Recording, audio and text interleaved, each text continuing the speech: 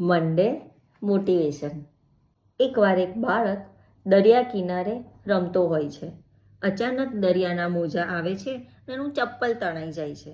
એટલે બાળક રેતી પર લખે છે, સમુદ્ર ચોર છે. થોડે દૂર માછીમારો દરિયો ખેડીને માછલીઓ પકડી લાવ્યા હતા. એમણે દરિયાની રેતી પર લખ્યું, સમુદ્ર અમારો પાલનહાર છે. એક માનો દીકરો દરિયામાં ડૂબીને મરી ગયો. એ માએ સમુદ્રની રેતી પર લખ્યું, સમુદ્ર મારા પુત્રનો હત્યારો છે. એક ભાઈને દરિયા કિનારે છીપલામાંથી મોતી મળ્યું.